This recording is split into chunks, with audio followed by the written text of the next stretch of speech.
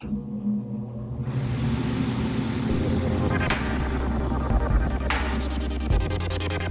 following podcast is a proud member of the Blue Collar Roots Network. Find all the shows by visiting bluecollarroots.com. You found the Building HVAC Science Podcast. Here's the host, Bill Spohn. Greetings, listeners. Welcome back to another episode of the Building HVAC Science Podcast. In my research recently, I came across an online training type product called Sim Building. It's simbuilding.info. And that led me back to a connection that I'd already made with Amanda Hatherly, who works at the Energy Smart Academy. She's actually helped develop the Energy Smart Academy at the Santa Fe Community College. Today we'll be talking with Amanda on the podcast about engaging adults in technical education. And I think that really aligns with the goals of the Building HVAC Science Podcast because we're trying to create better, more knowledgeable HVAC and building performance technicians, trying to demystify these two separate worlds which sometimes exist so separately, and help the two professions better understand each other. So in this episode, we'll get the chance to hear about someone who is actually doing that training aspect, communicating, and doing some unique things in terms of online training and hands-on training combined. So coming up, Amanda Hatherly with the Energy Smart Academy. We're going to be talking with Amanda Hatherly. We'll be talking about the subject of engaging adults in technical education. And we had that sort of clickbait pre-title, PowerPoint is Dead. Amanda, you seem very alive. Are you alive there in Santa Fe? Yes. It's great to hear from you. Good. Tell me a little bit about the Energy Smart Academy and your role there at Santa Fe Community College. Yeah, so I'm the director of the Energy Smart Academy, and we are associated with the community college, but we don't do that typical 2-year college student type of training. We are a profit center for the college, and we do energy efficiency training for working professionals. How long has that been going on? We've been doing this for about 8 years. We were originally funded by the Department of Energy in 2010, 2011 to do energy efficiency training for weatherization, and since then we've been doing it for weatherization and over to the private sector.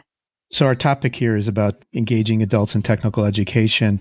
Tell me about that. Sounds like there's a transformation in your program across those 8 years. Tell me a little about where it started and what you realized and what you're doing now. When we first started doing this training, we were also given a small grant to develop an online component for our training. And I realized I knew nothing about online training, and it was really difficult to do. And so that was when we started re-envisioning everything that we were doing here. We were also doing a lot of that PowerPoint where a student would show up and they would just sit there and have like an instructor talk at them and show them PowerPoints. So we looked at how we were doing our training and we just reimagined the entire thing. So now what we tend to do more of is everything that used to be sort of PowerPoint oriented, we make into small little bite-sized videos that we host online. And that sort of evolved away from having students have to sit in a classroom with an instructor giving them information to have the student access online at their own convenience and the information that they need. And we've sort of progressed that way a little bit. In fact, a lot. A hands-on component to it at some point? Yeah. So if you can imagine probably some of the training that you and a lot of your audience have been to where you'll go and there'll be a whole lot of information that you have to get through. And then there's also some hands-on component. So you'll go and you'll show up to the classroom, let's say a week of training, and probably about 3 of those days you're sitting down watching the instructor talk and show PowerPoints and you're writing notes. And then you sort of rush into the field work and sort of trying to do that while you're trying to remember all the stuff that you learned in the sitting with the PowerPoints. So what we'll do is we have usually a 2 to 3 week short online course that the student will be doing before they come here. So when they come here, nearly the entire time they're here is just dedicated to all the hands-on. It's so much more successful and students love the training because most people who are involved in building science get into it because they like doing things rather than sitting learning stuff from a textbook. So that's how we do it now. Talk about some of the topics in the building science, things that are done online and in the classroom. What are some of the sort of the major topic areas you covered and how it's structured? So imagine that you have to learn about combustion testing. There's a certain amount of theory that you do have to understand before you just walk in with the equipment and start trying to diagnose what's going on with a furnace, for example. And so everything that would be more of the theory side of things, we'll do in the short videos. And they're just little engaging videos with quizzes afterwards to check your knowledge. And the benefit to that is that if you really know that stuff, you can sort of go through it fairly quickly, and you're not sitting in a classroom for 4 hours waiting while people don't understand or the instructor's going through something that's really basic. And on the flip side, if it's something that's a confusing topic, which sometimes, for example, combustion testing can be, you can go back and watch those videos 3 times and sort of get to where you're really familiar with it, so that when you come here to do the hands-on component, you've got the level of familiarity that you need to be successful. Is there any self-testing or quizzing that goes on so that you can see if your knowledge is being reinforced? Yeah, what we usually do with our courses is we'll have a little, maybe 5-question pre-quiz, and they're all questions that are going to come up in the video. And the videos, we keep them under 5 minutes because people nowadays with their attention span, if you have a 15-minute video, people start to really check out after 3 to 5 minutes. We'll have a little short video, and the key components of that, we'll do a little pre-test. And that's just, it almost primes your brain, even if you don't know the answers at all, to be catching that as you go through watching the video. So it's not graded or anything. You just do those little quiz and you think, well, I don't really understand that. But as you go through the video, you're recognizing, oh, that was in that question. And at the end of the video, there'll be this exactly the same quiz with exactly the same questions, which at this stage, you should be able to realize, oh, I know that now, I know that. And it's a great way of transferring information into your brain. And it's also a really good way to build confidence because you see what you didn't know. And then 5 minutes later, it's like, oh, I do get that. So we do a lot of that. Yeah. Do you ever see people dropping out after they sort of realize from the videos that sort of this low level of investment of time and effort that it's not for them? Does that ever happen? We've had some people do that. We teach quite a range of classes, and I would say that we used to be a ResNet training center for the people who do the energy ratings on new homes.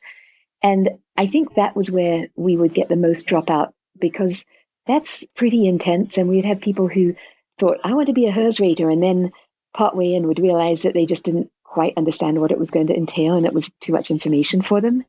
We try to keep it so that in our course descriptions, people know what they're getting in for. And so they know what they're signing up for when they do. Right. And I'm sure that's refined over the years of doing this. So tell me about a typical student who would come to this training.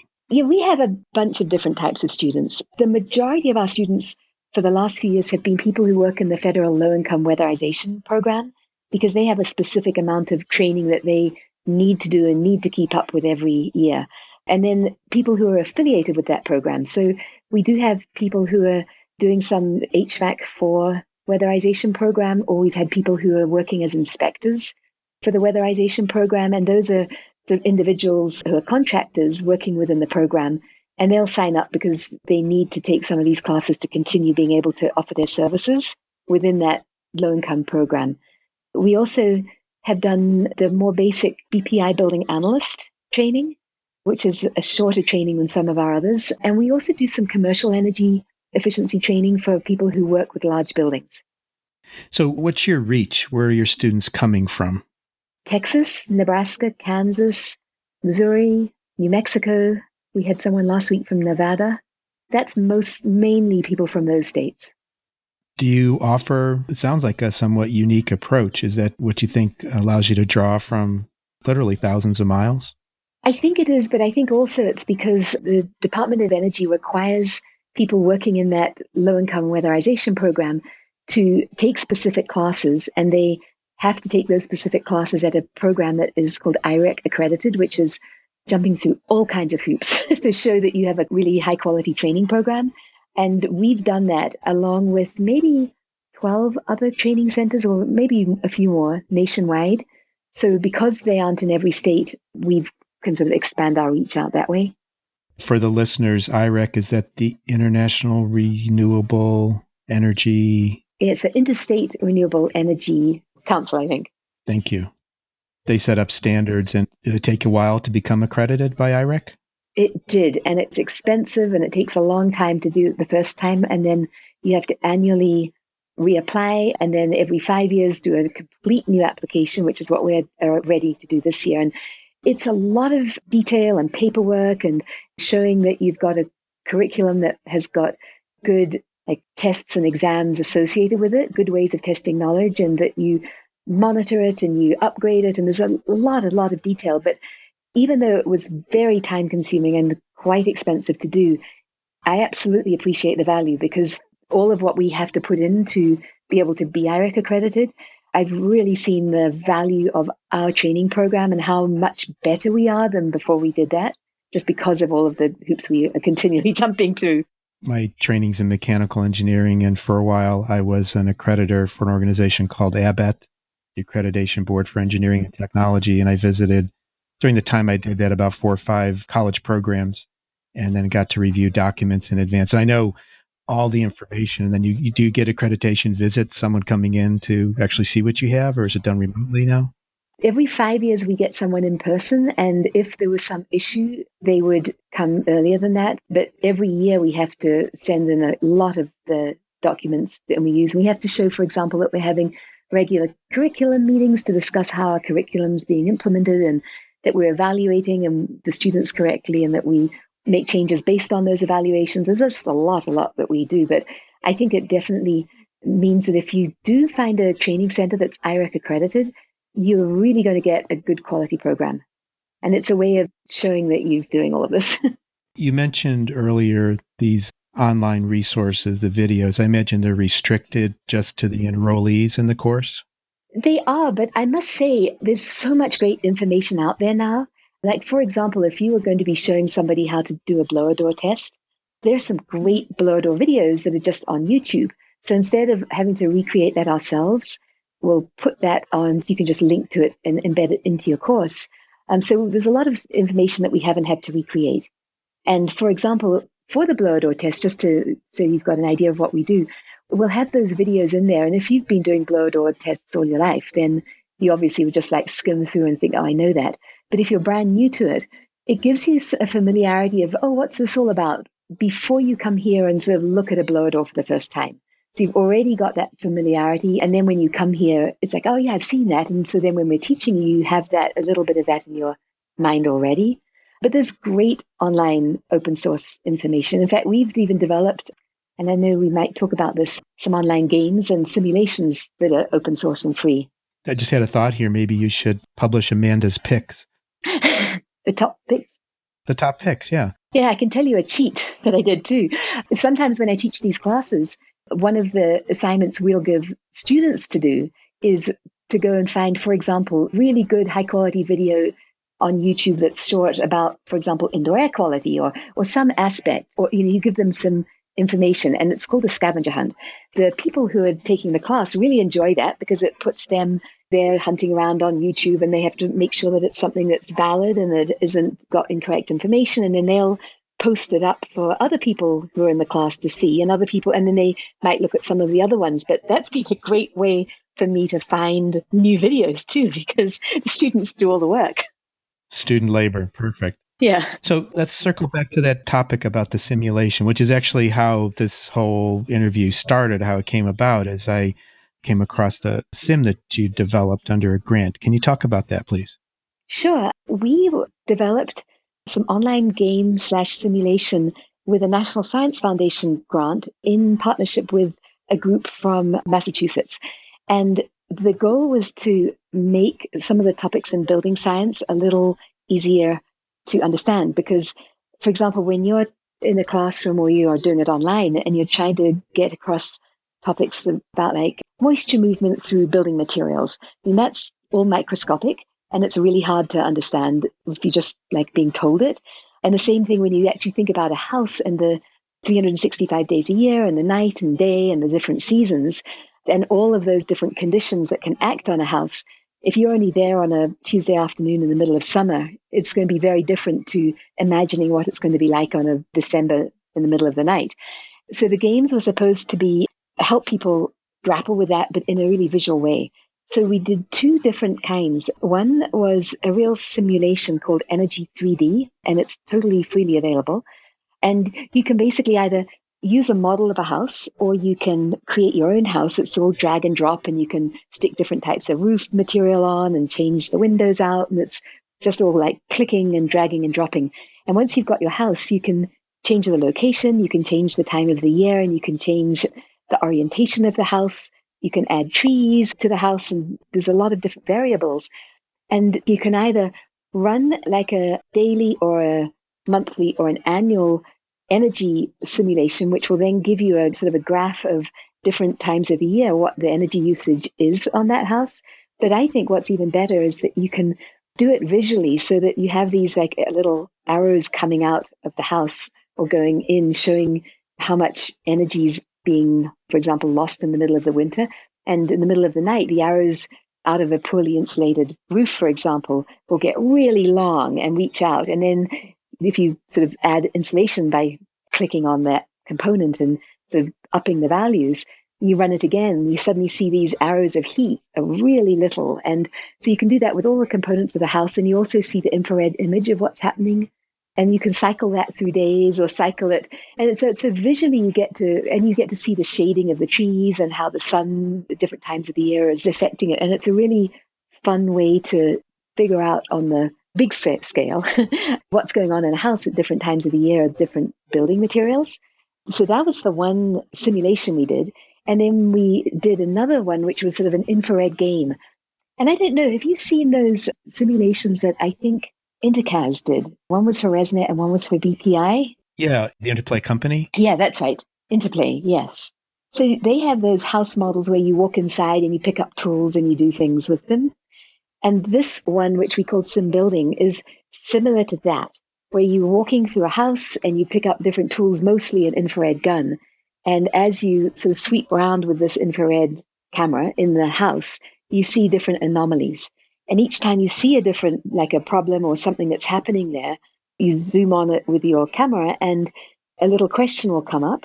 And you have to answer the question based on what you're seeing with your infrared image and figuring out, is this a moisture issue? Is it an air leakage issue? And there are various things you can do. Like you can, for example, if you think it could be, you're not sure if it's air leakage or not, you can click on a simulation of a blower door and that will create more air leakage and the image will change to show more air sort of leaking in at that spot or not. And that will give you like hints as to what the answer might be. And so that one is more like a game where you hunt around. That's unbelievable. So is this totally free and available to anyone who wants to go see it? Yes. What are the web addresses? The web address is, it's just simbuilding.info, INFO. That has got all kinds of information. It's got some instructor resources, but it directs you to the two different simulations, the simulation and the game. Perfect. Well, that should be interesting for our listeners to take a look at that. I'll put that in the show notes for sure. The thing that people do get confused about is that on the one which is called Energy 3D, that's the simulation, it's really all oriented to the building shell. It does not have like HVAC equipment inside it. That was just a whole other probably $1 million worth of development probably. So it's all like changing windows, changing insulation levels, and then all the orientation and the locations. You can have it in Kathmandu if you want. Oh, really? Yeah. Oh, it's got thousands of locations all over the world. That's pretty fantastic. So a little bit about you. You don't sound like you have a New Mexico accent. I'm from Texas. No, I joke that. I'm from New Zealand originally. Were you working in this field, either in education or in the energy field in New Zealand? No, I started doing that here where I was working with a contractor. And then I was much more interested in doing the energy efficiency side of things than what he was having me do. So I became ResNet and BPI trained back 10 years ago. And then when the Department of Energy gave out a lot of funds in the ARA period, when there was a lot of funding, the American Recovery and Reinvestment Act, the college here was given a big grant to develop a training center. And because I'd already been doing some teaching here for contractors at the time, they hired me to run the program. So your perspective over these 10 or so years since you became a ResNet and BPI certified, what have you seen change? Is there any acceleration, deceleration, change of where all these programs are headed?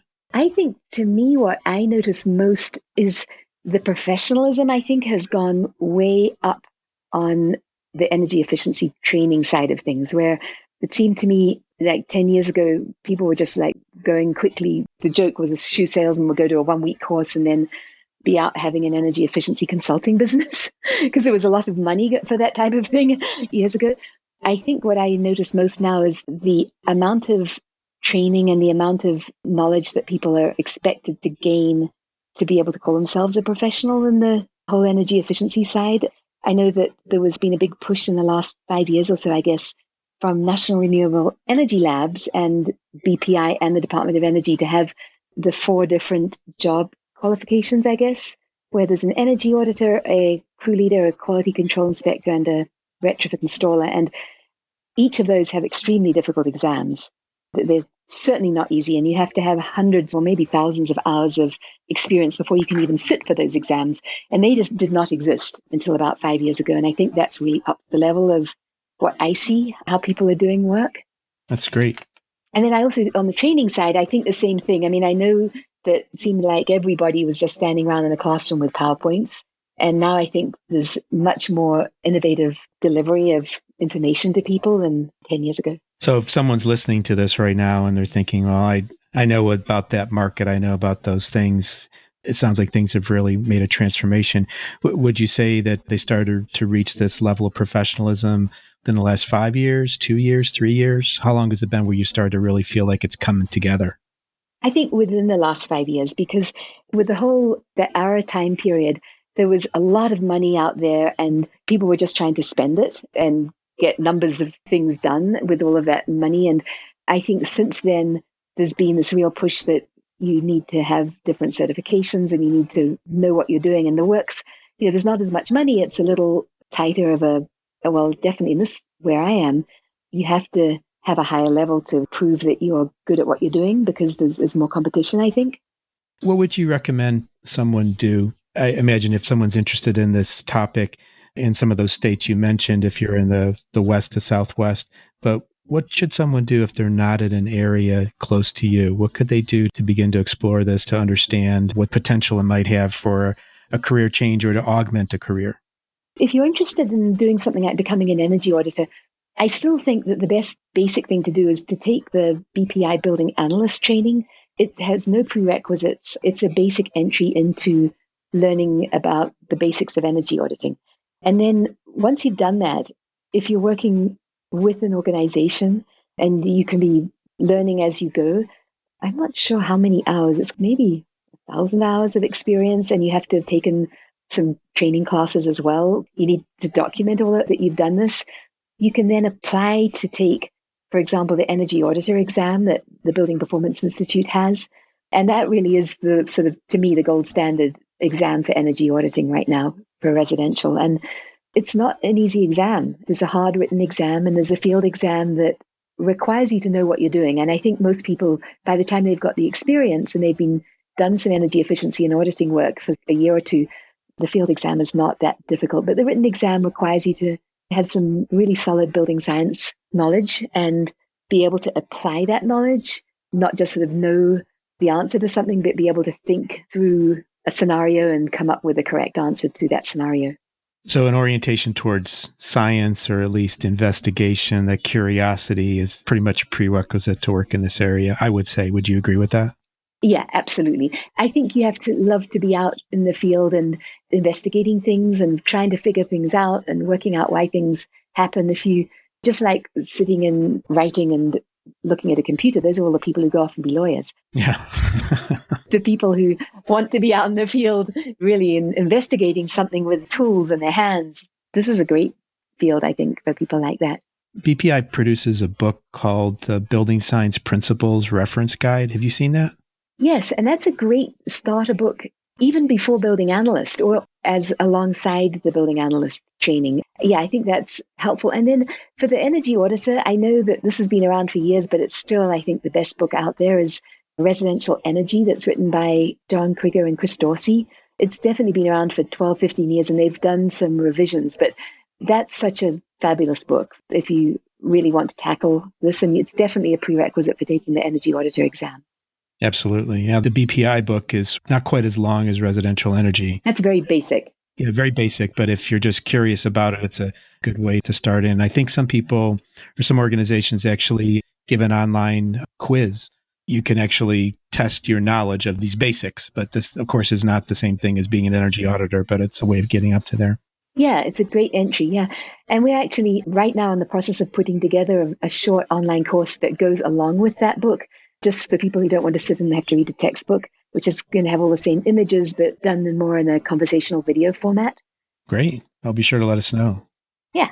Where do you gather your information? And are you still adapting and changing things? Are you focusing on execution now? What's sort of in your project list? Just yesterday, we had one of our curriculum meetings where we really start looking at what do we need to do, what haven't we done, and we're starting to put together a course right now, which is just a 2-day course, and it's called Advanced General Diagnostics, where it's looking at when you've done some diagnostics and you've got numbers, how to interpret that and how to really look at it, and what are you getting from, because a lot of time people can get numbers and write them down, but not really in depth know what to do with that. So we are looking at some kind of classes like that. Various members of our staff here go to different conferences, and that's a great source of getting new information. I'll be at the Home Performance Conference and then also at Energy Out West, and other staff will be also. So that's always a huge place to get great new ideas and connect with people and learn what's happening out there.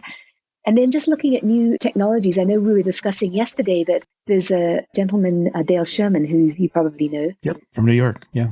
Yeah, he's put together a great training tool that is a furnace. I guess it's a board.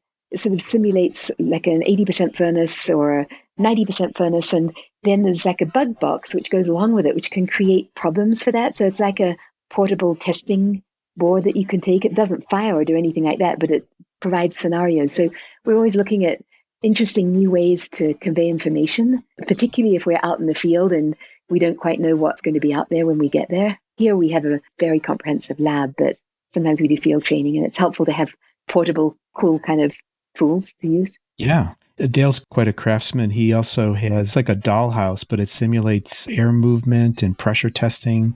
Yeah, we have one of those. That's a pretty interesting device. Yeah, and we use that in the field. Like if we're going off to do training that's not at our lab, that's great. And this is sort of another version of that, I think, apparently, but it's sort of a smaller and it's more related to all the combustion testing. And so those conferences you mentioned, Energy Out West and the National Home Performance Conference, I'll put links to those in the show notes also. The Energy Out West is happening is it Arizona? Is that correct? Yeah, at the end of May. To me, I think if you're in this field in any way, I think it's imperative to go to a local conference or one of those conferences, because you just meet people and learn new things and see what's happening in the industry in a way that you can't really do just sitting in your office. Absolutely. Are you going to be at those? Oh, absolutely. I should say that. Yeah. Not thinking, but I'm going to be presenting and attending Energy Out West and the National Performance Conference. Absolutely. Great. Another great resource, I think, for people is the Home Energy magazine, and they have that online and in person. Print edition. Yeah. Yeah, that also gives you all kinds of great information. Absolutely. Is there anything else you'd like to convey to our listeners? Although I know we sort of mentioned if you're somewhere in the country and you do want to get trained, I would go to the IREC website, which is the Interstate Renewable Energy Council. I remembered it. Ah, good. And look for a training center, because there may not be one in your state, but there'll probably be one state over.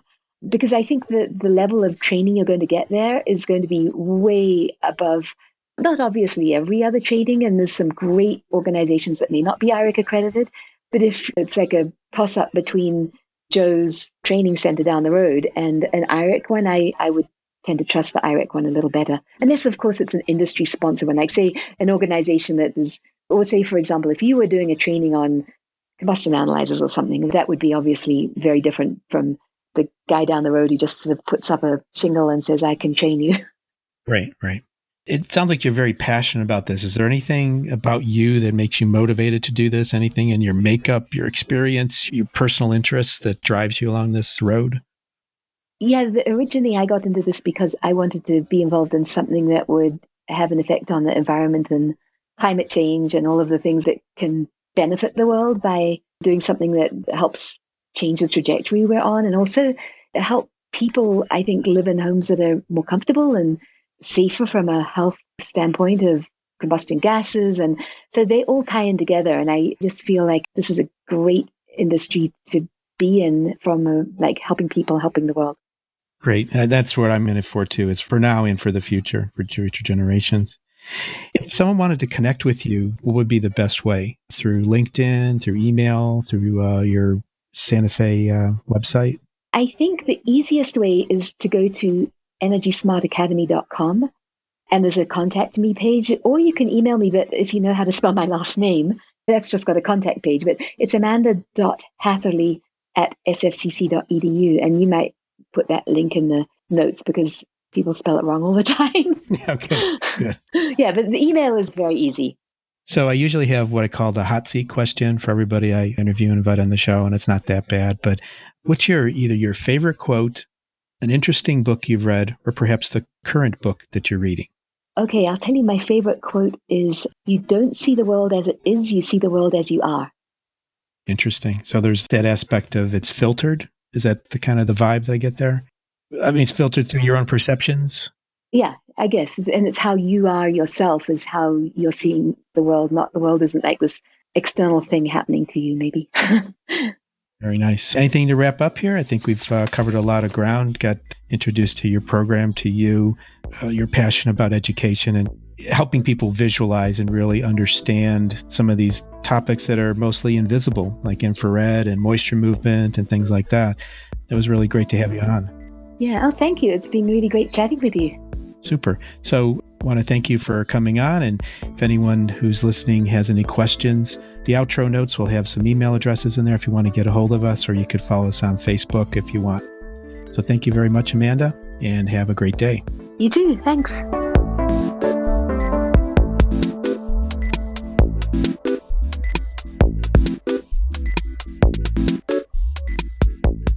Well, thank you for listening to today's episode of the Building HVAC Science podcast. Take a look at the show notes for some links to some free resources on this energy 3D simulation and the simbuilding.info. They'll all be there in the show notes for you. You can find all other trade-oriented podcasts of the Blue Collar Roots Network by going to bluecollarroots.com. We're trying to do our part to help transform and professionalize the trades by filling in the skills gap through training and communication. If you like what you heard today and you've not subscribed yet to the podcast, please consider doing so by typing Building HVAC Science into the search bar of one of these three services, the podcast app on Apple or Android, and Google Play Music or Stitcher. You can also listen in your browser at bluecollarroots.com/building-HVAC-science.